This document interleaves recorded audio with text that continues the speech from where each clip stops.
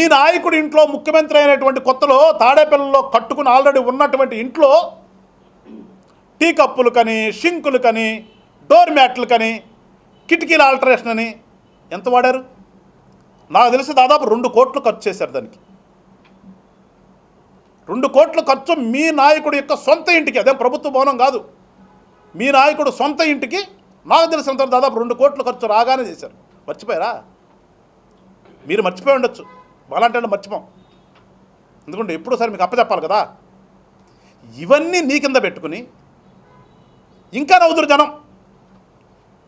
మీ 5 సంవత్సరాల కాలంలో మీ నాయకుడి ఇంట్లో మీరు తిన్నటువంటి ఎగ్ పఫ్లు, సమోసాలకే దగ్గర 2 కోట్ల 3 కోట్ల ఖర్చు చేశారంట. ఇవన్నీ నీ దగ్గర పెట్టుకుని ఇవాళ రాజధాని నిర్మాణం జరుగుతుంది.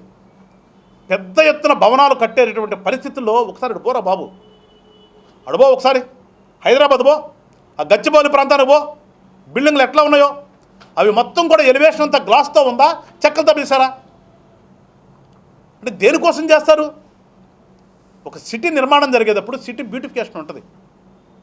లేదు, ఒక అంతర్జాతీయ స్థాయిలో మనం కట్టుకునేటటువంటి నిర్మాణాలను ఉంటే మనకు పెట్టుబడులు వస్తాయి. ఇవన్నీ కూడా ప్రభుత్వం ప్రజల కోసం చేస్తుంది.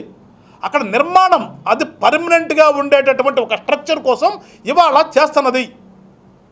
కానీ మీకులాగా సంవత్సరానికి పోయేటటువంటి రంగుల కోసమో, ఇవాళ తింటే రేపటికి అరిగిపోయేటటువంటి సమోసాల కోసమో, లేకపోతే కింద పడితే పగిలిపోయేటువంటి టీ కప్పుల కోసమో, మీ సొంతానికో ప్రభుత్వం ఖర్చు చేయట్లేదు కదా. వాళ్ళ